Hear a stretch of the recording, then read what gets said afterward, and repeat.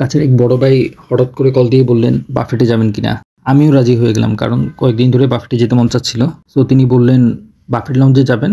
সেদিন আমরা বাফেট লঞ্চের যে ধানমন্ডি ব্রাঞ্চ আছে সেটাতে গিয়েছিলাম। বাফেট লঞ্চের ধানমন্ডি ব্রাঞ্চ মূলত ৭ মসজিদ রোডে আবাহনী মাঠের পিছনে। বাফেট লঞ্চে বর্তমানে রেট হলো লাঞ্চে 700 টাকা এবং ডিনারে 750 টাকা। বাফেট লঞ্চে ঢুকে প্রথমেই আইটেমগুলো একবার দেখে নিলাম, স্টার্টার হিসেবে কোনগুলো আছে এবং মেইন কোর্স এবং ডেজার্ট এবং স্যুপ আইটেম কী কী আছে এগুলো দেখে নিলাম। যদিও একবার আমি এসেছিলাম এখানে, তো আমার একটা আইডিয়া আছে। তারপর আরেকবার দেখে নিলাম আইটেমগুলো কীরকম। অন্যান্যরা এসে যেটাই করে স্টার্টার দিয়ে শুরু করে, আমিও সেরকম স্টার্টার দিয়ে শুরু করলাম। বেশ কিছু স্টার্টার নিলাম, চিকেন ফ্রাই, চিকেন কাবাব, কর্ন স্যুপ নিলাম। আমি কর্ন স্যুপ খুব পছন্দ করি, আর বাফেট লঞ্চে কর্ন স্যুপ বেশ মজা, আমার কাছে বেশ ভালো লেগেছে। তো কর্ন স্যুপ নিয়ে শুরু করলাম। স্টার্টারের কথা যদি বলি, স্টার্টারে আমি একটু আগে বলেছি বেশ কিছু আইটেম নিয়েছি। স্টার্টারের আইটেমগুলোর মধ্যে চিকেন কাবাব বেশ কয়েক ধরনের নিয়েছিলাম। সত্যি কথা বলতে একটা চিকেন কাবাবও ভালো না। আমার কাছে মনে হচ্ছে চিকেন কাবাব নিয়ে ভুলই করেছি, কারণ চিকেন কাবাব একটাতে বিন্দুমাত্র কোনো টেস্ট ছিল না। আসলে এটার কাবাবটা বাহির থেকে দেখতে সুন্দর, ভিতরে কোনো টেস্ট নেই। আমি সাধারণত খাবার নষ্ট করি না, বাট এখানে আমার বাধ্য হয়ে খাবার নষ্ট করতে হয়েছে, কারণ একটা চিকেন কাবাবের স্বাদ নাই। পরে আমি যখন খাবারগুলো চেক করতেছিলাম এবং পরেও গিয়ে কয়েকবার চেক করছি, একটা জিনিস আমার চোখে পড়ছে, ওখানে বিরিয়ানি আইটেম ছিল। সো আমার ইচ্ছা ছিল বিরিয়ানি খাবো একটু, তবে ওই বিরিয়ানি আইটেমের শুধুমাত্র চালই ছিল, আমি বেশ কয়েকবার গিয়েও মাংস পাইনি। সো ওনারা রিফিল আদৌ করছে কিনা আমার সন্দেহ আছে।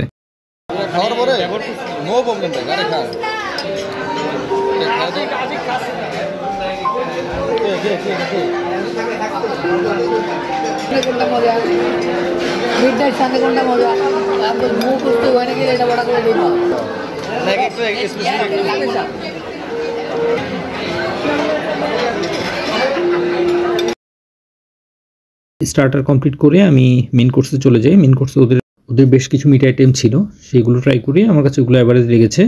হান্ডি মিটটা মোটামুটি ভালোই ছিল, এটা ভালো লেগেছে। রূপচাঁদা মাছের একটা আইটেম ছিল। রূপচাঁদা মাছ খেয়ে আমার যতটুকু মনে হয়েছে যে একটা স্টিঙ্কি ফ্লেভার ছিল এটার ভিতরে। আই মিন মাছ, আপনি একটা মাছ যখন বেশ কিছুদিন প্রিজার্ভ করে রাখবেন তখন এটার ভিতরে একটা স্টিঙ্কি ফ্লেভার আসবে।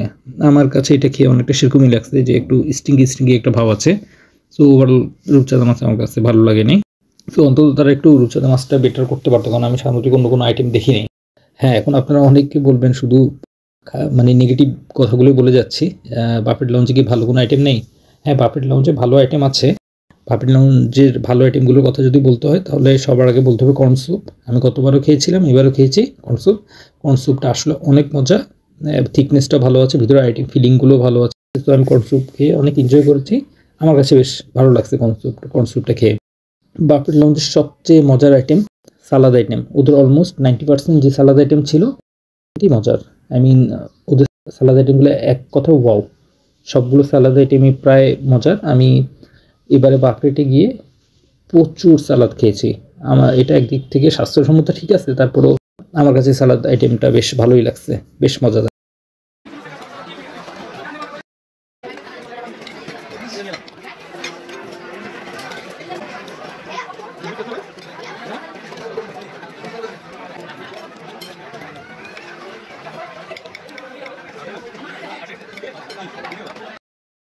খাওয়া দাওয়ার বিভিন্ন পর্যায়ে আমি ওদের নান আইটেমটা ট্রাই করলাম, এবং নান ছিল এখানে, নান দিয়ে আমি মিট আইটেমগুলো ট্রাই করেছিলাম, আমার কাছে ভালোই লেগেছে। এগুলো অ্যাভারেজ ছিল। সব শেষে আমি ওদের ডেজার্ট নিয়েছিলাম, অনেক ডেজার্ট ছিল। যদিও আমার পূর্ব অভিজ্ঞতা বলে ওদের ডেজার্ট ভালো হওয়ার কথা না, তারপরেও সাহস করে বেশ কিছু ডেজার্ট নিয়েছিলাম। সেমাই নিয়েছিলাম, লাচ্চা সেমাই ছিল, এবং বেশ কিছু ডেজার্ট নিয়েছিলাম। বিশ্বাস করবেন কিনা জানি না, তবে ওদের ডেজার্ট খেয়ে মনে হয়েছে ওরা ডেজার্ট চিনি ছাড়া মনে হয় আর কিছু কোনো আইটেমই ইউজ করেনি, কারণ একটা ডেজার্ট তো শুধু চিনি দিয়ে হয় না। তবে ওনারা মনে হয় চিনির উপরে বেশি গুরুত্ব দিচ্ছে। ডেজার্ট খেয়ে মনে হচ্ছিল শুধু চিনি খাচ্ছি আর কিছু না। তবে লাচ্চা সেমাইটা মোটামুটি যায়, আর বাকিগুলো আসলে একদমই বাজে। খাওয়া দাওয়ার পাশাপাশি আমরা যারা গিয়েছিলাম সেদিন বাফেট লঞ্চে আমরা বেশ আড্ডা দিয়েছি, বেশ ভালো লেগেছে।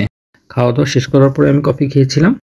এবারের গতবার কফিটা ভালো হলো, এবারের কফিটা একদমই বাজে ছিল, মনে হচ্ছে যেন করলা জুস খাচ্ছি। আমার ভাগ্য ভালো আমি কফিটা আগে খাই নাই, যদি আগে খেতাম তাহলে আর খাওয়া দাওয়া করতে পারতাম না। কফিটা একদমই বাজে ছিল। সো বাফেট লঞ্চে আমার অভিজ্ঞতা এরকম।